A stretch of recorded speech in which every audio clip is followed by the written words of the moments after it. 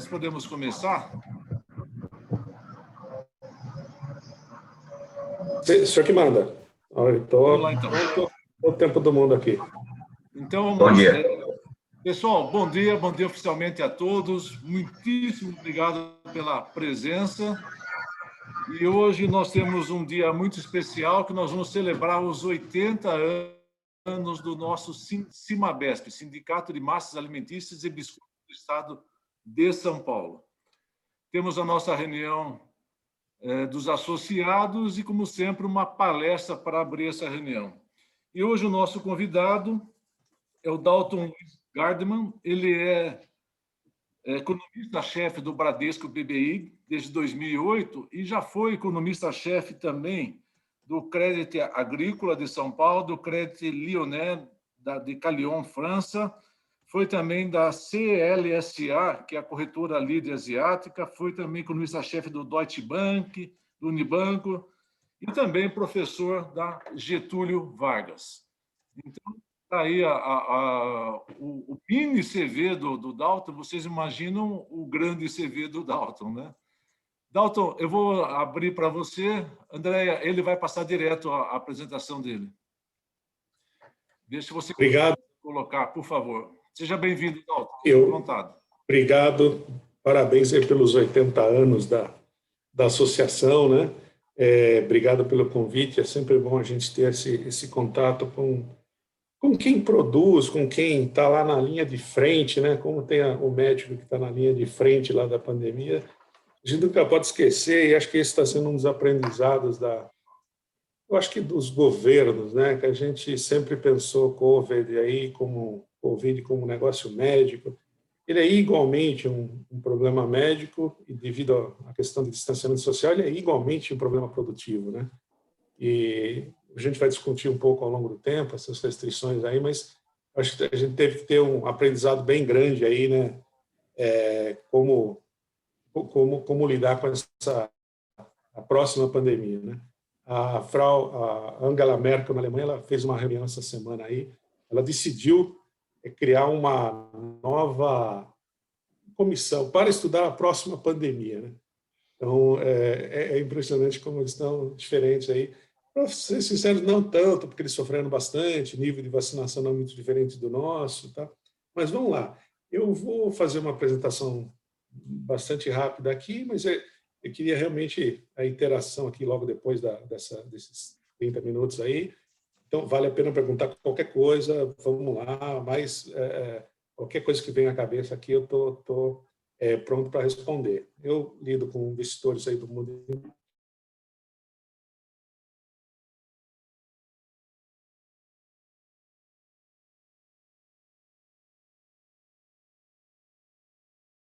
institucionais de uma experiência aí, aqui no Bradesco, eu fui lá na Crédit Lyonnais da França, na Alemanha, na Ásia, então sempre tive uma visão aí global por natureza, tá? Apesar que o sotaque não esconde que sou do interior de São Paulo, né? Essas coisas a gente nunca perde, né? Então, esse sotaque de Itu aqui eu não perco. Deixa eu tentar subir aqui a apresentação. Vamos ver se funcionou. Está dando para ver. Tá ok? Precisa colocar no modo apresentação só. Tá. Ela está dividindo a tela, que tem aquela segunda, já tem o segundo slide aparecendo. É isso. Vamos ver. Tem que entrar nos 3 pontinhos aqui. Aí. 3 pontinhos. Aqui. Deixa eu ver aqui. Não, chat, meeting info, dizer. É nesses 3 pontinhos que eu saiba, Dalton. Acho que é mais fácil. Aqui você quebra isso. Tá. Ou exibir configurações lá em cima também. Aí, ó, mais uma dica aí. Nossa, aqui está em inglês. Vamos ver aqui. Mais um segundinho, a gente resolve isso. Sem pressa. Não, isso aqui não é. Isso aqui também não. É nos 3 pontinhos aqui, ou exibir configurações, um dos dois. 3 pontinhos aqui, ocultar o modo. Aqui? Oi? Opa, aí você saiu inteiro, volta outra vez. Tá, vamos lá. Eu já sei que eu vou tentar pegar dessa forma. Já deu. Legal. E agora eu vou para o... Tá perfeito. modo apresentação. Vamos ver. Pessoal, aproveitando, por favor, coloquem os microfones no mute para não haver interferências externas, por favor. Beleza. Bom, como o próprio nome da apresentação diz aqui, a gente está num momento que tudo parece superlativo, né? A queda da história lá do PIB, segundo tri do ano passado, os maiores estímulos fiscal da história, o maior estímulo fiscal aqui, né? A recuperação também superlativa, né? A recuperação em V em todo canto, o maior ajuste que a gente precisa fazer. Quer dizer, acho que o título ele me reflete quase tudo que a gente precisa pensar aqui, né, pessoal? Você tem um superlativo em tudo que é forma de ação política, reação, inflação, queda de PIB, reação de PIB. A gente vai ver que o PIB vai crescer bastante esse ano por algumas razões, algumas delas são um artefato, né? Não é que a gente está crescendo 4,5%, né? Eu acabei de revisar meu PIB ontem para 4,5% do PIB esse ano, né? Crescimento de 4,5%. Eu vou explicar que é um número, não tem nenhum exagero naquele número, tá? Mas vamos lá. O que a gente já sabe, maio de 2021, a gente já aprendeu que a gente teve uma recessão profunda e curta, talvez a mais curta de todas e a mais profunda de todas, tá? O professor aqui. Nenhuma delas foi um Vzinho tão afinado assim, né? Outra coisa que a gente aprendeu, quer dizer, o Brasil foi o mais gastão entre os países. Teve reações nos quais nível de dívida, o Brasil era um dos mais endividados antes da pandemia, e o Brasil foi um dos que mais gastou na pandemia, né? Medidas fiscais, 10% do PIB, né? Talvez só o Chile aqui nesse gráfico gastou tanto, né, nesse ponto de vista. Quer dizer, México gastou 2%. Dalton, você mudou o slide, ele não apareceu a mudança. Não mudou? Então vamos lá. Eu estou supondo que, como está no primeiro slide aqui, ainda, de abertura.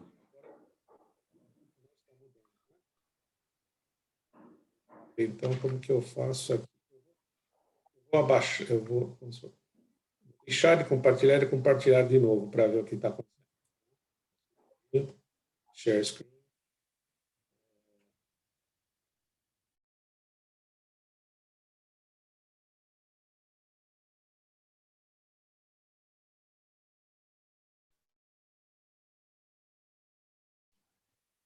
Eu tenho que mudar pelo mouse, que coisa maluca. Agora foi para o segundo? Não, tá, mantém o primeiro ainda. É melhor nós compartilharmos por aqui, Zanão? Pode ser. Se possível. Andréia, você consegue? Então, vamos fazer assim. Então, pode fechar o seu. A Andréia vai abrir aqui já o dela. Por favor, Andréia, vamos tentar nós, então. Se você não tiver, eu tenho aqui. Seu microfone está fechado, tá, Andréia?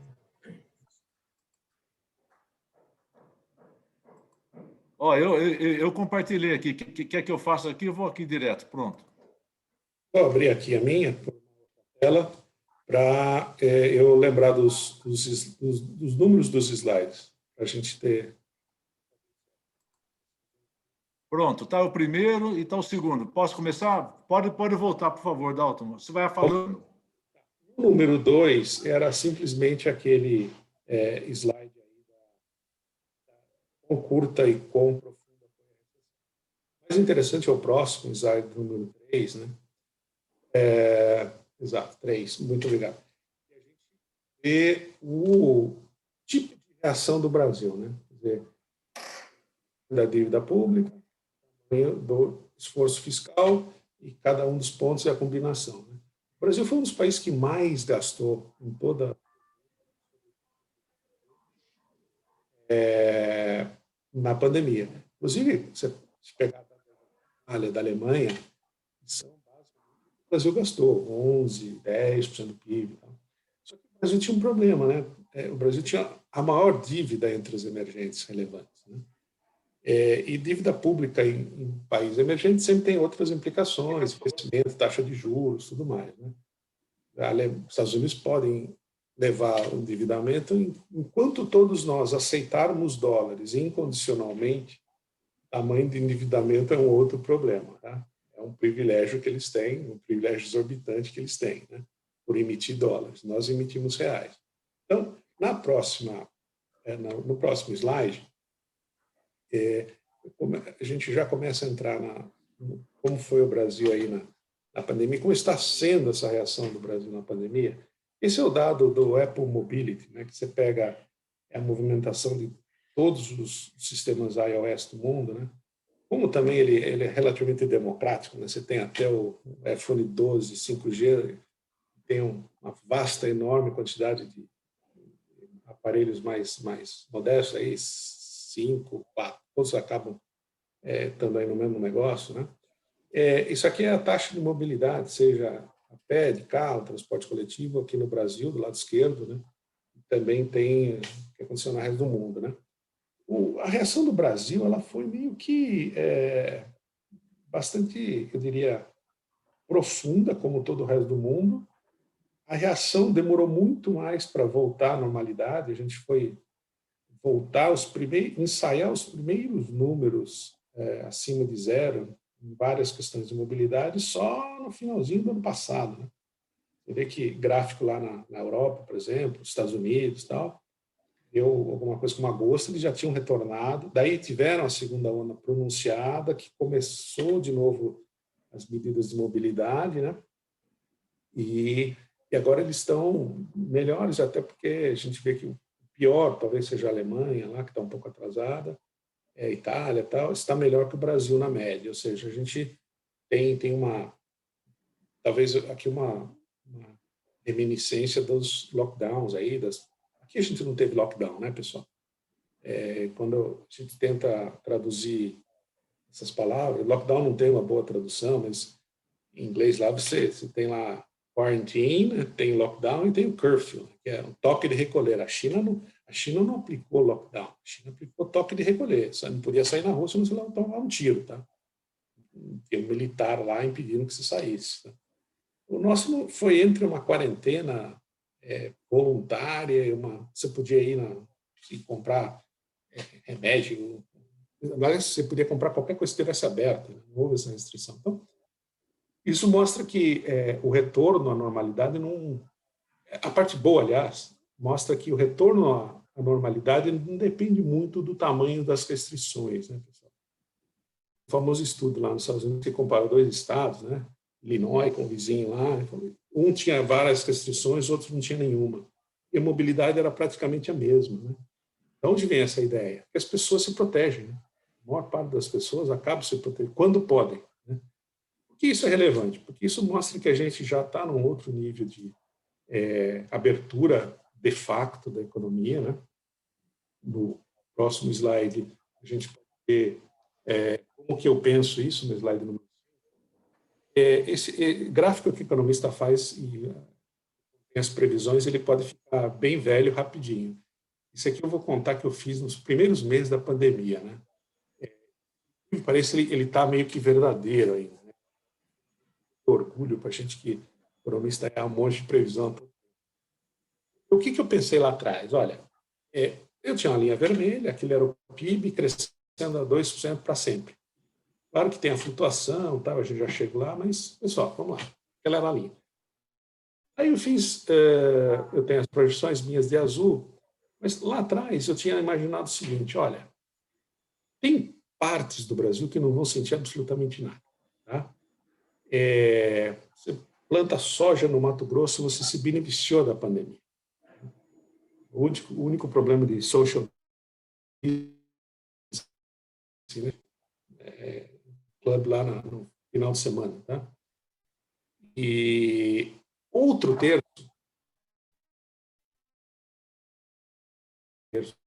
economia, claro. Eu normal pega a IATA, por exemplo, falando que o nível de voos no mundo só vão voltar lá em fins de 23. pega o setor de cruzeiro, falando que só vai voltar ao normal em 2025. Eu fiz esse bem bolado aí, que era a parte azul, desculpa, que era a parte verde, e aí a gente já pode confrontar até com os dados que a gente já tem, com os números em azul, né? Que foram as nossas projeções. Qual foi a superestimação? A gente superestimou a queda aqui no Brasil. O Brasil caiu menos do que aquele.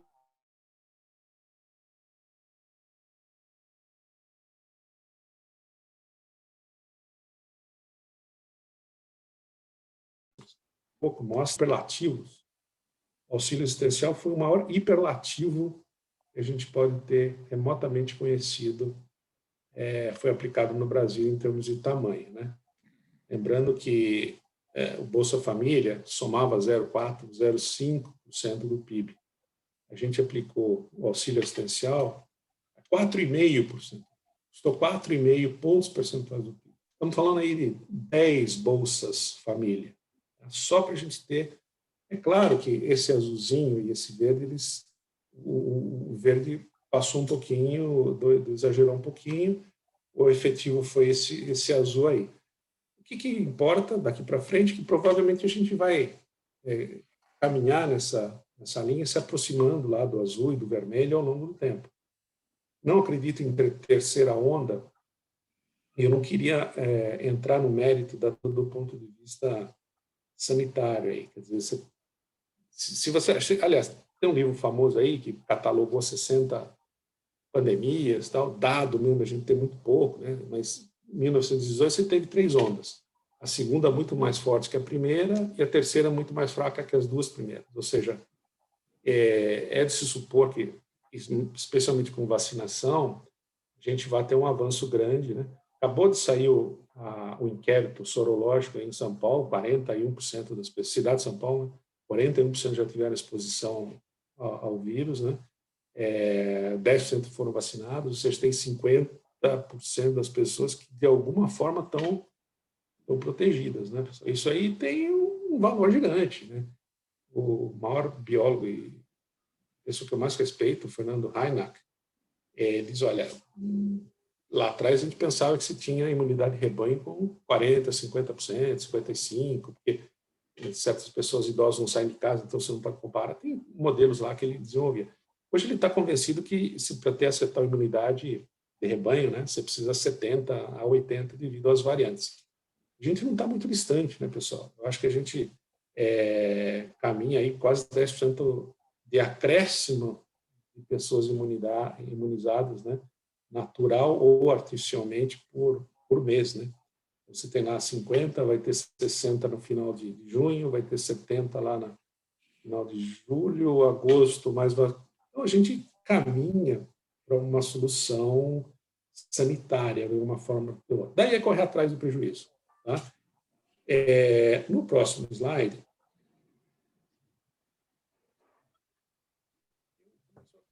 falar das coisas boas. Né? No slide 6, o IBCBR, esse nome feio aí, basicamente é uma proxy, é uma estimação que o Banco Central faz do PIB mensal.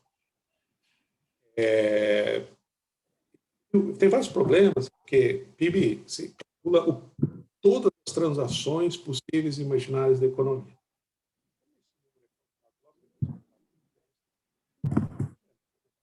Tem uma amostra menor, não pega tudo. Basicamente pega indústria, varejo e serviço, que é bastante. A metodologia é um pouco diferente, mas é o que tem. É o que temos para hoje. Tá? E olha só, pessoal, se a gente extrapolar o que era lá, desempenho de 17, 18, 19, né? A economia cresceu o quê aí? 1%, 1,2%, 1,3%. Tá? Se a gente extrapolasse que essa linha um pouco mais horizontal aqui, a gente estaria numa situação, comparado ao que teria sido um crescimento sem pandemia. Tá? E admitindo que a gente não tivesse grandes reformas ou reformas transformacionais de imediato. Tá? E a gente compara o que houve. A gente já sabe, esse número vai até março de 21. Conta lá em cima. É quase que a gente se perguntar, peraí, pessoal, a pandemia foi boa? Como é possível? Como a gente pode falar um impropério desse aqui? Claro que a pandemia não foi boa, né? Ela foi capturada nos dados de uma forma que a gente precisa entender. E aí que entra um pouco da complicação, né? No próximo slide, eu começo brincando. Eu queria que o PIB fosse esse negócio aqui no slide 7.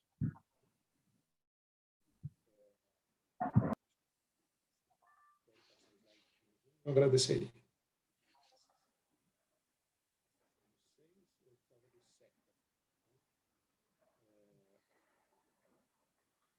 Caiu, pessoal? Não, acho que o áudio dele está falhando, Dalton. Dalton, acho que você está sem áudio. Está ok meu áudio aqui. Vocês estão ouvindo agora? Ele pediu Agora o está. 7. Tá. Está tendo uma oscilação de banda larga, é por isso que está falhando um pouquinho. Que estranho. Vamos lá. Então, voltando ao slide número 7, por favor. Será que... Aí. Então, é isso que a gente esperava que o PIB fosse, né? Tem idas e vindas e tal. E no próximo slide, 8, a gente vê que o PIB foi aqui, esse negócio aí, essa maluquice, né? Tem um pouco das idas e vindas, né? Notadamente, você vê esse gráfico aqui, lendo ele, eu vejo já um problema aqui, que é um baixo nível de idas e vindas depois de 16, né? Depois de 15. Teve uma recessão pronunciada lá com a Dilma, e depois teve essa loucura, que cair 10% num trimestre e subir 10% no outro trimestre. Tá? Isso aqui faz com que a gente tenha, entre outros problemas técnicos, a gente desvirtua todo o mérito da sazonalidade. O que eu quero dizer com isso? Então, vamos imaginar que todo o primeiro trimestre de cada ano, sem ajuste sazonal, o PIB cai, né? Porque você produz mais para o Natal, você consome mais no Natal, você consome mais festa de fim de ano, confraternização, e naturalmente você consome menos, porque você tem lá PVA, IPTU, as questões de imposto, você, enfim, a economia dá uma parada porque muita gente está férias. Tal. Esse ano provavelmente a gente não teve esse padrão, né? Então a gente não teve carnaval, quer dizer, quando eu falo com estrangeiro, a gente não teve carnaval, pessoal. Como que você vai imaginar que tem uma sazonalidade, né? Então, isso mostra uma situação extremamente difícil para a gente prever.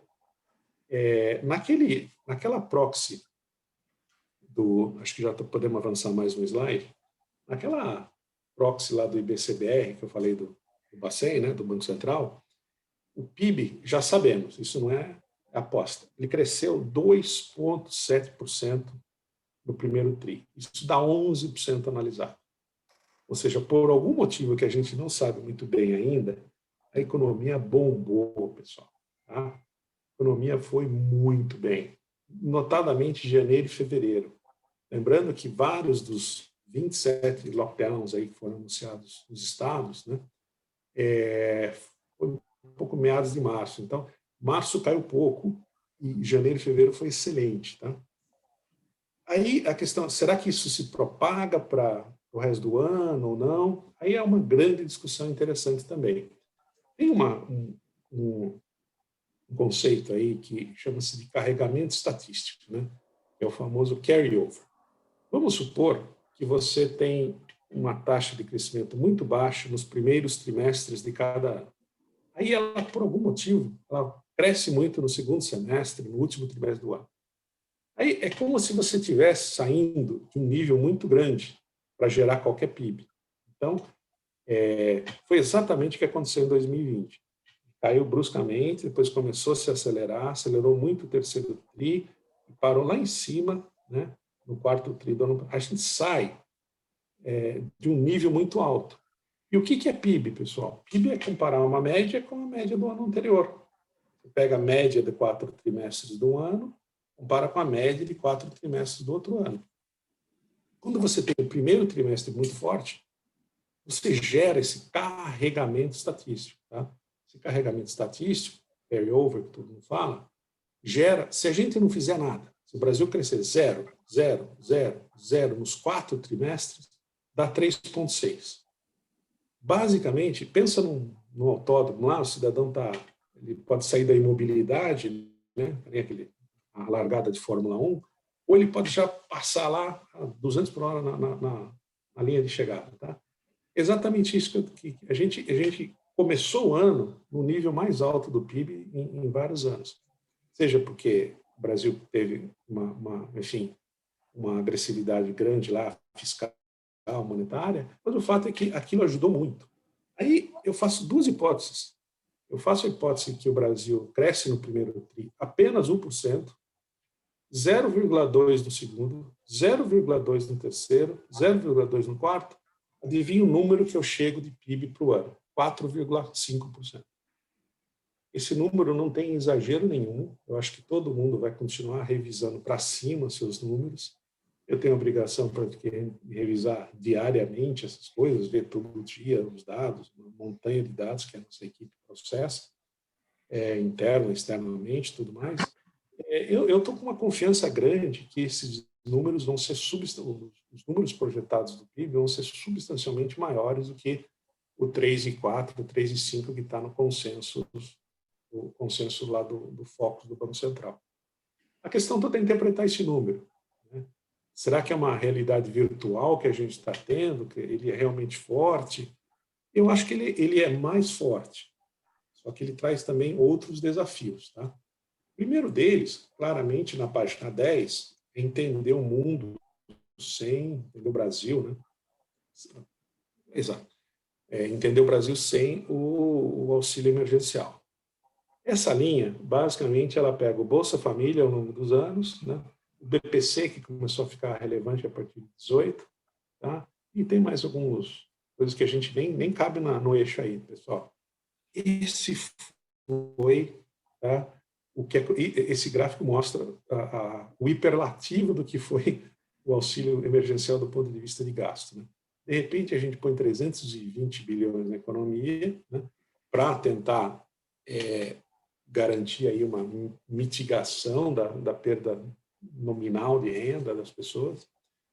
Eu acho que aqui tem um debate do seguinte. Primeiro tem que entender isso, né, pessoal? O que é esse número aí, tá? 320 bilhões, tá? Só para a gente ter uma ideia, tudo que se vende no estado de São Paulo, tudo que a gente puder imaginar, carro, biscoito, pão, vinho, água, tudo que se vende no estado de São Paulo são 740 bilhões no ano, 2 trilhões no Brasil. Tá? Toda a massa de rendimentos é mais ou menos 200 bilhões por mês. Tá? Todo o gasto federal da Previdência, todo o gasto federal ex-Previdência são 800 bilhões. Numa canetada só a gente jogou 320. Essa foi a grande solução dada para o problema da pandemia no Brasil em 2020. E aí, em consonância com a própria dinâmica da pandemia, o que aconteceu? Vamos falar aqui e não em economês. Né? As pessoas pararam de viajar, pararam de se hospedar, pararam de ir no cruzeiro, pararam de fazer turismo e compraram coisas. Em vez de você consumir serviços, você consumiu coisas. Coisas podiam ser alimentos, ou podiam ser metais, ou podiam ser computador, notebook para a pessoa trabalhar, estudar de casa, enfim. Né? Por isso que a gente teve,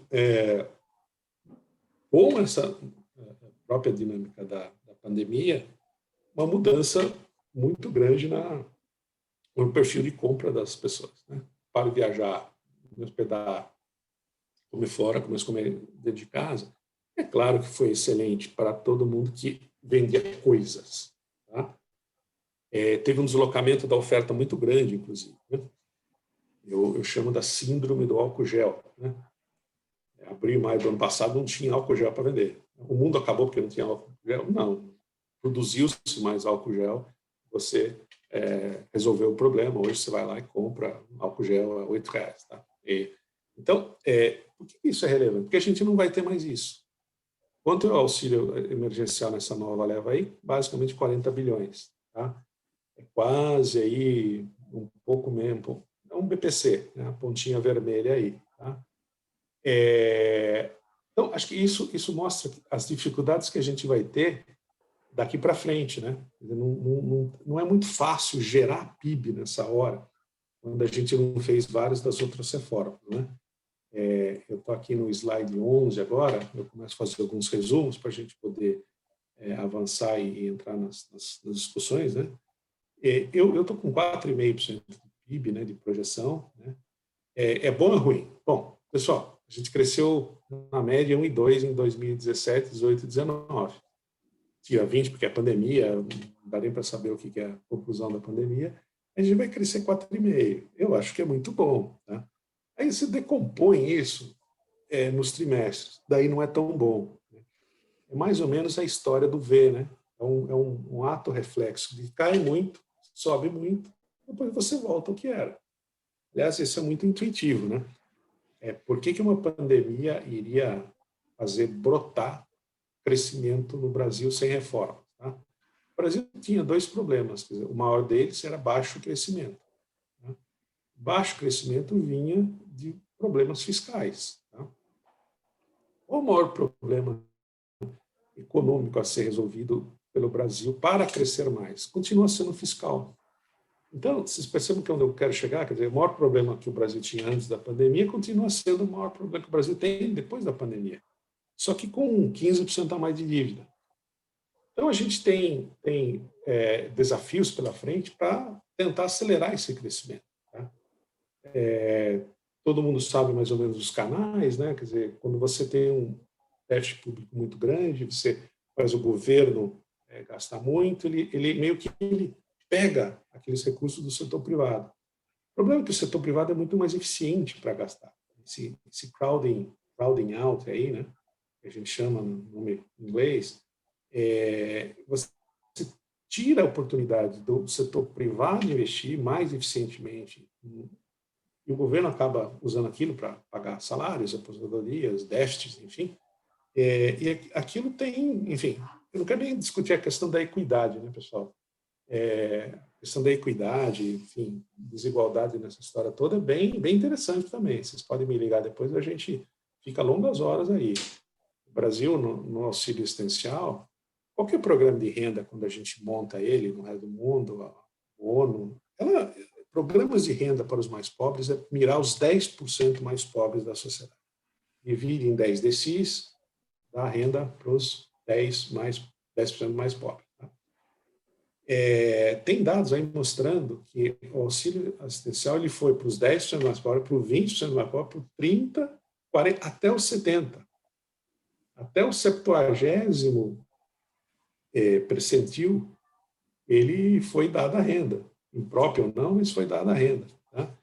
Isso não é um programa de renda só, né, para os mais pobres. Foi simplesmente uma mitigação da economia. Eu acho que estava na cabeça do governo, Guedes, que não sabíamos o dia de amanhã, lá em abril, maio, era melhor errar por mais. Tá? Ainda que o Guedes houvera proposto R$200, acabou sendo R$600 na rifa aqui, no processo de leilão, que ficou aquele negócio todo lá no Congresso. Tá? Mas é super importante a gente concatenar essas duas coisas, porque olhando para frente não tem condição mais de dar mais do que 40 bilhões por ano. Novo desenho da Bolsa Família, ele vai de 30, 40 para 50 bilhões. Certamente não vai para 400 bilhões. Tá? Então, a gente já pode ter uma conclusão meio forte aqui. Eu acho que a gente cresce bastante esse ano e não perpetua esse crescimento. Não é que a gente teve a ignição. Né? O carro morreu lá porque acabou a bateria, você dá uma carga a bateria, ele embala, volta. Não é bem assim. Vai crescer mais porque você não cresceu no ano passado. E ano que vem a gente volta a duelar, 22, 23, já entra a questão da eleição, a gente vai duelar um crescimento de 2,5, né? As planilhas agora, os modelos, todos, o melhor conhecimento que a gente tem, né, dessa modelagem está apontando 1,9 de crescimento. Não quero ter essa acurácia, não quero ter essa precisão, até porque sendo 27 anos economista, eu sei que a gente não tem essa precisão, mas é muito mais lícito hoje apostar em crescimentos entre 2, 2,5 para o ano que vem do que perpetuar, replicar esse 4, 4,5. Isso não vai acontecer. Você pode também fazer outro raciocínio, né, pessoal? O Brasil conviveu com um crescimento aí de 2, 2,5 e foi resolvendo várias das questões. Quer dizer, eu não acho que 2% de crescimento, 2,5%, sobretudo, seria um ambiente que provocaria uma comoção social. Acho que a gente conseguiria avançar no fiscal, conseguiria discutir várias coisas, tá? Mas, de novo, já vou entrar um pouquinho nessas outras consequências. E que vocês querem saber o que isso significa para juros e câmbio, né? Está com uma inflação projetada de 5,3%, quer dizer, eu sei que esse número aí deve assustar muitos de vocês que estão, de novo, na linha de frente, né? Pô, meus insumos estão crescendo muito mais que isso. E, de fato, estão. Pega índice de preço ao produtor, bateu quase 40%. Né? E aí é uma questão de... aquela cesta de bens, era aquela cesta de bens que todo mundo consumiu desde os últimos 10 anos que o IBGE cataloga. Qual o número médio de bananas que o brasileiro come, qual o número médio de biscoito, água e sal que eles comem, qual o número médio de pacote de macarrão, qual o número médio de filé, alcatra, enfim. E você tem aquela média que é a POF, a Pesquisa de Orçamentos Familiares. Bota serviço, bota empregada doméstica, bota educação, e você tem aquela média. Certamente, o que tenha sido 20 não foi a média, né, pessoal? Você não viajou, não foi para o restaurante, não comeu fora, mal pegou ônibus, certamente não pegou avião por vários meses. Será que aquele negócio vale? Então, tem que relativizar bastante esse negócio da inflação. O problema é que a gente tem um sistema que chama-se regime de metas de inflação. Você tem um mandato correto para o Bacen, né, não deixar a inflação ser superior às metas. Tá? Meta aí de 3,75, não pode passar. Mais 1,5 de faixa de erro. Tá? A gente vai passar esse ano. Com a consequência que o Bacen iniciou um processo de elevação de juros. Né? Lembrando que a Selic estava a 2%, foi para 0,75 a mais 0,75. Semana retrasada, o Bacen prometeu mais 0,75 e está sinalizando que os juros devem ficar em torno de 5,5%. Sinceramente, você pode olhar o copo cheio e o copo vazio aí. O copo está na metade, o otimista olha, está quase cheio, o pessimista, está quase vazio. 5,5% vai ser o segundo, quando a Selic estava a 2%, foi o mais baixo juro nominal da história, com o mais baixo juro real da história.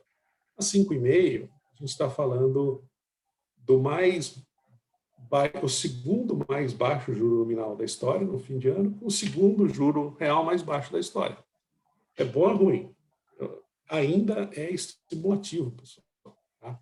Então, o Banco Central ele não está querendo matar a inflação em abril do ano passado, desse ano aqui, em maio, suba os juros, acaba. Até porque a gente tem uma outra dinâmica, que isso é quase em todo lugar do mundo, as coisas estão subindo. Seja porque tem uma disrupção na oferta de produtos da China, a cadeia de suprimentos fica complicada, aumenta o preço de commodity, o preço de obra, o preço de energia, né, petróleo. Ao passo que a gente sabe que isso tem muito a ver com o hiperativismo fiscal e monetário de todo mundo. Né? A Alemanha jogando aquele dinheiro, o Japão jogando aquele dinheiro, a comunidade europeia, Estados Unidos nem se fala. Tá? Os Estados Unidos criaram 15% de déficit ano passado e 15% de déficit este ano. Nem na Segunda Guerra Mundial, para vencer Hitler, eles tinham tanto gasto, né, fiscal, só para vocês terem uma ideia. Tá? Então, se acaba esse hiperativismo, se supor que o segundo semestre deste ano, o ano que vem, a economia deu aquela acalmada, né? E presumivelmente a inflação acalma. Essa aposta todos os banqueiros centrais do mundo têm. E o Bacen também está. O Bacen, que é muito competente aí para ler esse cenário, também está com esse cenário aí. Ele acha que acho que há uma boa chance da gente ter esse cenário se materializando em fins de 2021. Tá? Qual o problema aí? O problema sempre é uma questão de percepção. Né? A inflação anual vai bater alguma coisa como 8% lá no mês que vem. Tá? Porque no mês de abril e maio de 2020, ou a gente teve deflação ou foi uma inflação muito pequena.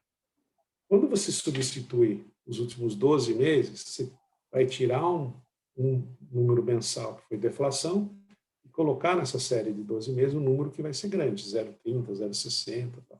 O número anual sobe. Então, a gente tem uma visão que provavelmente o processo inflacionário passou pelo pior aqui, né? É justamente números mensais muito grandes, né? 0,80, 0,90 aí no começo desse ano. E no segundo semestre, sem um impulso fiscal, auxílio existencial de 40 e não 320 bilhões, o teto de gasto foi mantido, né? Parece que não tem nenhuma extravagância fiscal aí a caminho, aí você volta, a inflação se acalma, a gente vai para uma inflação de 3,5%, 4% para o ano que vem, e juro de 6,5%, 7%. Pessoal, se esse cenário, como a gente sempre diz, the best of our knowledge, o melhor do nosso conhecimento, ele parece razoavelmente provável. E não é um cenário ruim, se a gente imaginar que você vai passar pela pandemia, um ano não foi tão terrível como imaginava, vem um ano seguinte você cresce 4,5%, depois você volta um crescimento de 2%. Né? Eu acho que a gente podia até comemorar de algum jeito que foi sem grandes problemas aí no sistema bancário, que o Brasil notadamente não tem uma concentração grande, robustez grande, está tendo infinitas inovações tecnológicas e mesmo assim você está tendo aí, não tem problemas mais visíveis nenhum, né?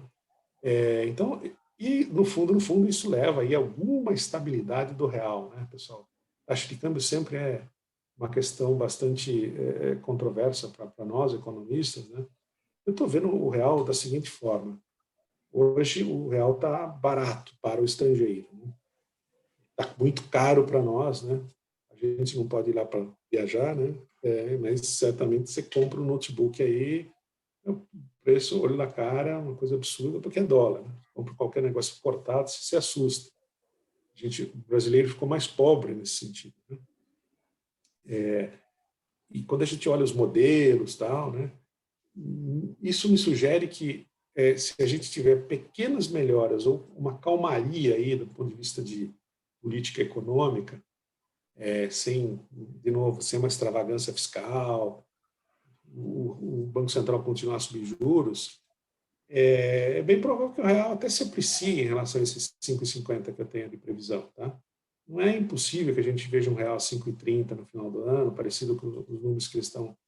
Eu só não gosto muito de projetar um real voltando a 4,80, 4,70, porque eu tenho um conjunto de riscos que eu sei e preciso monitorar como economista, quais sejam. Uma inflação que ainda precisa ser domada. Uma coisa é falar, acho que ela será domada. Outra coisa é ver realmente a inflação caindo para abaixo de 4. Algo que a gente só vai ver lá, primeiro tri de 2022. Segunda questão é que você tem um ano eleitoral, com todas as questões que virão com essa polarização que a gente tem e com a ausência de um candidato de centro, que dê conforto aí aos mercados já no dia de hoje. Por isso que a gente tem um mundo incerto, né, pessoal? Você vê o Fed lá nos Estados Unidos, o Banco Central Americano, aquelas atas que eles escrevem, e falam, olha, vamos subir juros só em 2024. Né? Ontem mesmo ele já falou, peraí, não é bem assim, talvez a gente tenha que fazer alguma coisa antes e tal. Foi aquela coisa, né? Você dá um terremoto, produz um terremoto aí nos mercados. Tá? Eu entendo que é muito risco que a gente tem para monitorar. Aprendi em 27 anos de prática e de previsão que se algo pode dar errado, ele acaba dando errado de um jeito ou de outro. Né? Mas, de novo, eu não vejo, como eu coloquei aqui, eu não vejo um erro colossal. Sem um erro colossal, você mais ou menos que leva a inércia das variáveis como elas estão. Tá? Por isso que eu estou achando que isso está dando uma mudança da dinâmica da indústria, que a gente não sabe. Certamente a gente está substituindo produção importada por produção local. Isso a gente consegue ver os dados de produção de bens intermediários, tal. Não sei exatamente no setor de vocês ainda se já chegou isso. Certamente é um momento propício para fazer essa substituição. Né? A gente tem a tecnologia, a gente tem vontade, a gente tem empreendedorismo, por que não fazer coisas aqui que outrora seriam importadas, né? A gente vai importando a tecnologia, vai importando as máquinas, né, o know-how, etc. Só que quando a gente tinha 2,20, 1,80, como que eu ia competir com, sei lá o quê, uma bicicleta feita na China, sei lá onde, né? Não por acaso, né, a famosa marca de bicicleta aqui foi comprada por uma americana, né, Cannondale, lá, Caloi, lá em 2011, quando o real estava em 50. Tá? Eu não até pretendo me informar com eles, mas eu acho que eles vão começar a fazer mais e mais bicicletas aqui domesticamente com o câmbio 5,50.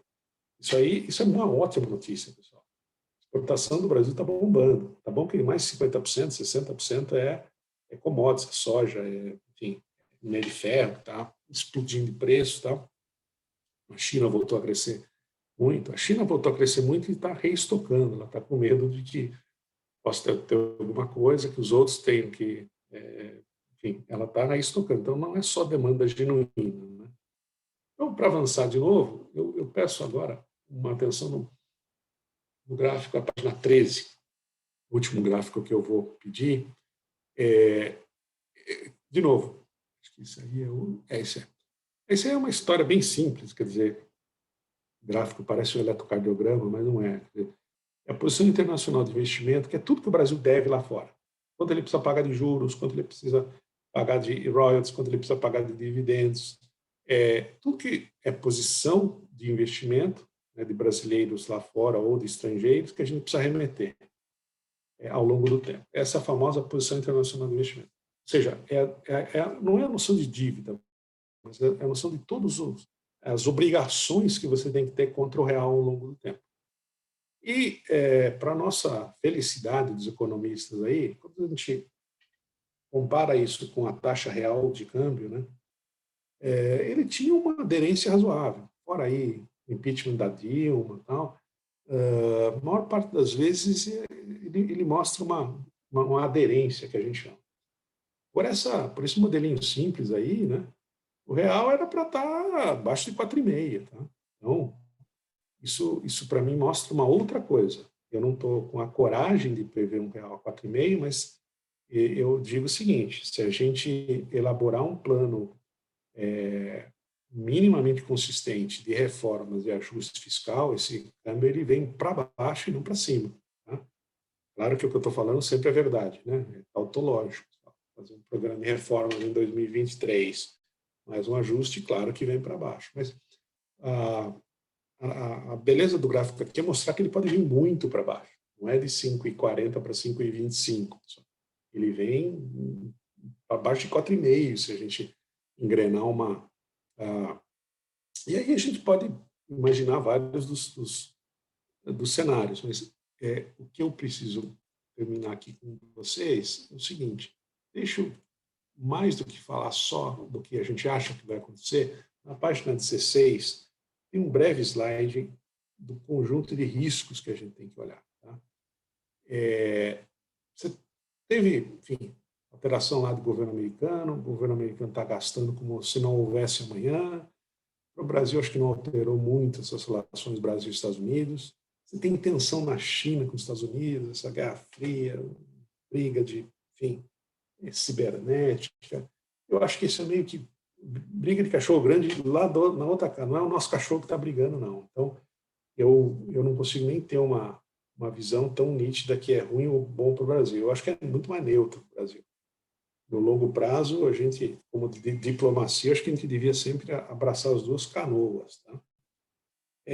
De novo, a gente não entrou muito no mérito da terceira onda aí como um risco, né?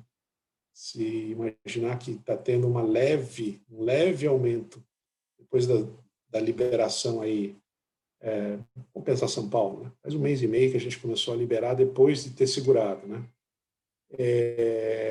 O número tanto de ocupação de UTI quanto de hospitais e casos, né, não deu aquela estilingada, né? Então, me parece que se eu tivesse que...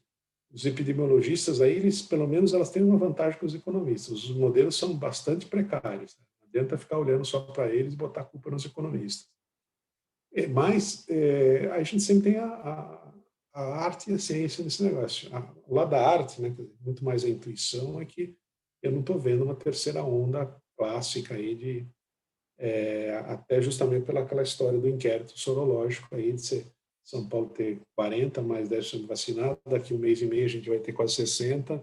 De repente você está falando, pô, chegamos naquela tal imunidade de rebanho, pô, um ano e meio depois chegamos. Então, vamos celebrar que chegamos, tá, pessoal? E por último, tem uma retomada incerta aí do tamanho do crescimento do PIB. Eu acho que o segundo semestre vai ser estupidamente forte nos Estados Unidos e Europa, por uma questão de simplesmente correr atrás do prejuízo. Você vê, o americano não voou durante um ano e meio, como você voava, vê os amigos, Thanksgiving, ele vai começar a voar, né? Seja porque tem vacina que está adiantado, seja porque o número de casos e mortes está despencando, né? Então, a gente vai ter... Eu brinco o seguinte, é muito difícil lutar contra um otimismo no segundo semestre. A gente tem que ter... Todo mundo que tem um negócio tem que... Olha, eu vou produzir esse ano, vou produzir ano que vem, vou produzir para os próximos 30 anos, para os próximos 100 anos, né? Vou deixar essa... É claro que não adianta só se entusiasmar com os próximos 6 meses, mas na hora que a gente tem essas variações tão pronunciadas, eu acho que a gente não pode deixar de comemorar, porque afinal de contas você está meio que correndo atrás rapidamente do prejuízo, do que foi o vale lá da queda da Covid, né, no Brasil, 10% no segundo tri, e depois você volta a discutir coisas que, enfim, o Brasil vai ter... Não há dúvida nenhuma, né, pessoal, que o Brasil vai ter que discutir questão de reforma. Não há dúvida nenhuma. Reforma estatal, reforma tributária, né, não tem como conviver com esse manicômio. Eu acho que a gente teve um conjunto de... uma combinação de fatores políticos, inclusive a pandemia, que impediram um avanço mais substancial de reformas. O Trump, que tinha lá 45% de apoio, 46% de apoio, perdeu a eleição, seja porque a pandemia matou as chances dele, seja que a reação da pandemia no começo matou as chances dele. Então, não dá para culpar a pandemia, mas a pandemia é muito difícil qualquer pessoa que estivesse lá, né? Esse negócio todo de vacina, não há uma defesa de maneira alguma. A gente não vacinou muito menos que a Alemanha, toda aquela pujança organizacional, para dizer o mínimo. Então, a gente vê como essas coisas são. Então, tem que comemorar esse segundo semestre mesmo, acho que vai ser muito bom esse número do PIB aí, o que vai ser printado, né, o que vai sair na tela, no jornal, na TV, vai ser muito bom, eu não tenho dúvida nenhuma que os números vão ser bons. Aquilo dá um componente de otimismo, né? A gente vai não tão triste assim, né? Não acho que a gente tem uma coisa, a normalização, né? E o importante é dizer que a normalização vai ocorrer com uma Selic muito mais civilizada, né? Selic foi 2 em tempos pandêmicos, vai para quê? 6,5, 7? Lembrando que a maior parte das pessoas aqui conviveu com Selic 14, 18, tá? A taxa real de juros vai ser bem mais baixa, né? 1, 2, né? 2,5. Uma vez um cliente que me conhecia há quase 30 anos falou: Alton, é verdade que você sempre trabalhou com uma taxa de juros média no Brasil de 7,5% real? Daí eu fiz as contas, dava. Nos últimos 27, 28 anos que eu trabalho como economista, a taxa média real de juros foi 7,5%. Real. Uma insanidade assim, total, né? E então a gente volta para um cenário mais, eu diria, ela é mais café com leite, isso, e vai ficar mais identificável o que você precisa fazer. Uma reforma administrativa, uma reforma tributária, uma reforma do Estado em geral, né? Eu não tô pessimista nesse sentido, porque uma retomada aí, você meio que gera as condições para o sistema não buscar uma solução maluca, né? A gente tem que pensar um sistema econômico dentro do sistema social, né? Um cientista social, se você está esgarçado demais, né, você vai procurar coisas ainda mais extremas, né, ainda mais malucas. Você fica com a sociedade muito propensa a aventuras, né? Mais ou menos o que aconteceu na Argentina, lá, tão distante, não quero nem me comparar, não quero comparar. Cuba e Argentina também há 30 anos, eu tinha plena... O maior acerto que eu tive em toda a minha vida foi achar que a Argentina ia sair da convertibilidade lá em 2000. O maior erro que eu tive foi justamente em 2001, porque eles foram no fundo do poço, agora vai melhorar. Não melhorou, tá? Esse foi um grande erro analítico lá atrás. Eu acho que a gente está em outro estágio. O estágio é realmente diante de coisas que funcionaram. Olha as reformas trabalhistas do Temer. A pequena parte ajudou bastante, né? O ônus lá de provar recursos trabalhistas, os honorários de sucumbência, né? O cidadão pedia milhões, agora ele é responsável por aquilo. Teve um avanço no BNDES, teve um avanço no controle da inflação, né? Fora a pandemia, a gente estava avançando, aprovamos uma reforma da Previdência. O Brasil é um país tão interessante, né? Que o único país do mundo que eu vi na história que o pessoal saiu na rua para pedir uma reforma da Previdência foi o Brasil. Lá na França, morei lá, o pessoal sai para quebrar pau. Aí vai ter o mesmo problema.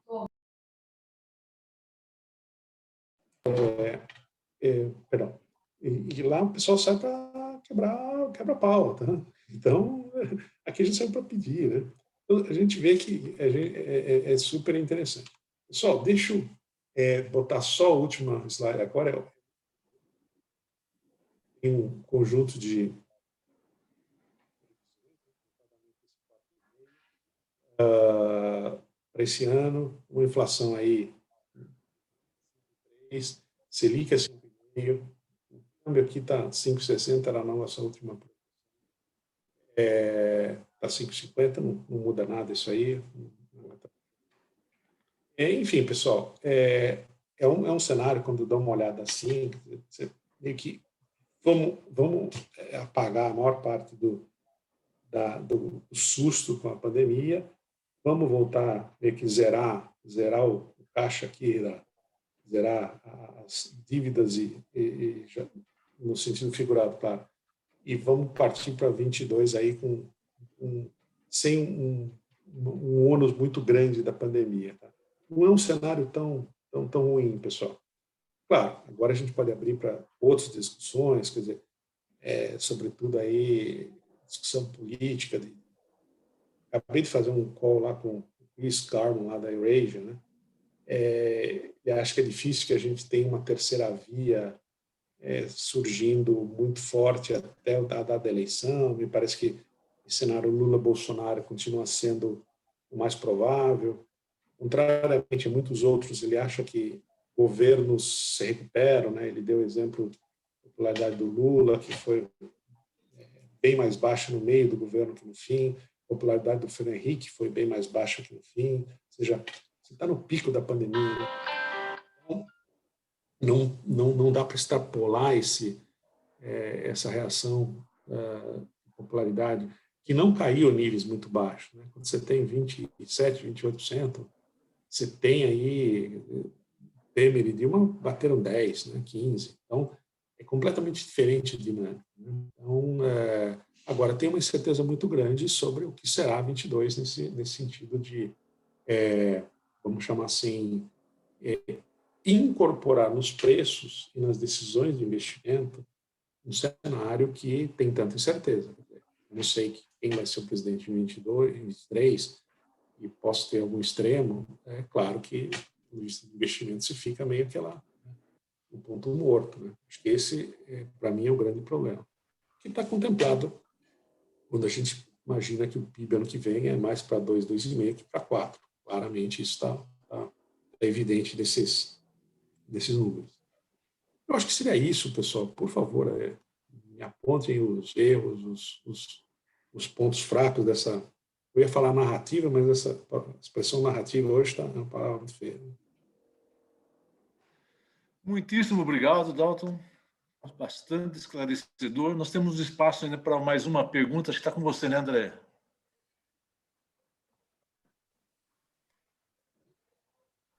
Tá sim, Zanão. Apesar que o Valnei meio que disse que já foi respondida, mas a pergunta